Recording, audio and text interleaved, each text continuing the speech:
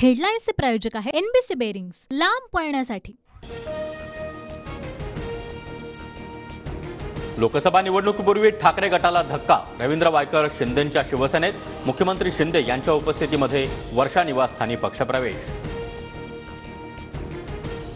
विकासासाठी सत्ता महत्त्वाची म्हणून शिंदेंच्या शिवसेनेत, पक्षप्रवेशानंतर आमदार रवींद्र वायकर यांचं स्पष्टीकरण। काल रात्री ठाकरेंच्या सभेमध्ये असलेल्या वायकरांचा आज रात्री शिंदेंच्या शिवसेनेत प्रवेश। सोमय्यांचा विषय आता कशाला काढता? वायकरांवरच्या आरोपांवर शिंदेंचं उत्तर। सोमय्यांच्या आरोपांनंतर 1.5 महिन्यांपूर्वी वायकरांवर पडले होते ईडीचे छापे। शिंदे गटावरचा गद्दारीचा शिक्का पुसला जाणार नाही। एखादा खडा इकडचा तिकडे झाल्यानं फरक पडत नाही। ठाकरेंचा हल्लाबोल, तर उद्धव ठाकरेंची भाजपवर खालच्या पातळीवर टीका।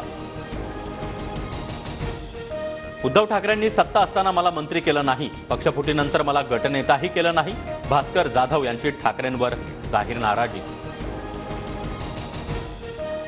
ओमराजेंना खासदारकीचं तिकीट द्यावं यासाठी ठाकरेंना 10 कोटींचा चेक दिला होता। आरोग्यमंत्री तानाजी सावंत यांचा मोठा गौप्यस्फोट।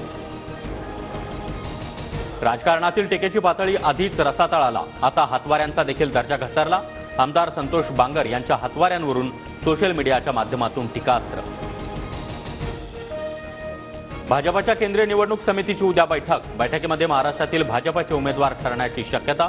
बैठकीनंतर कोणत्याही क्षणी उमेदवारांची घोषणा होण्याचा अंदाज। मुख्यमंत्री एकनाथ शिंदे, उपमुख्यमंत्री देवेंद्र फडणवीस आणि उपमुख्यमंत्री अजित पवार उद्या दिल्लीला जाणार। महायुतीचा जागा वाटपाचा फॉर्म्युला ठरण्याची शक्यता। महायुतीच्या जागा वाटपाबाबत उद्या फायनल होणार। तिघांचा सन्मान राहील, अशा जागा मिळतील, अजित पवार यांची माहिती। भाजपसोबत जाताना लोकसभेच्या 9 आणि विधानसभेच्या 90 जागा मिळणार असं अजितदादांनी सांगितलं होतं। रोहित पवार यांचा दावा, तर सत्तेत गेलेल्यांना दिल्लीमध्ये मुजरा करावा लागतोय, रोहित पवारांची टीका। परभणीची जागा अजित पवार गटाला मिळण्याची शक्यता। गेल्यावेळी परभणीमध्ये राष्ट्रवादी दुसऱ्या क्रमांकावर असल्यानं ही जागा अजित पवार गटाला सोडली जाणार, सूत्रांची माहिती।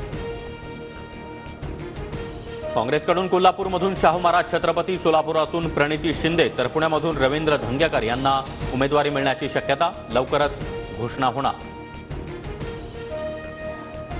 वय झालं म्हणून थकायचं नसतं, नवीन पिढीला मार्गदर्शन करायचं असतं। ज्येष्ठ नागरिकांसमोर शरद पवारांचं वक्तव्य, तर उद्या शरद पवार यांची पुण्यामध्ये पत्रकार परिषद। हेडलाईन्सचे प्रायोजक आहे एनबीसी बेरिंग्स, लांब पळण्यासाठी।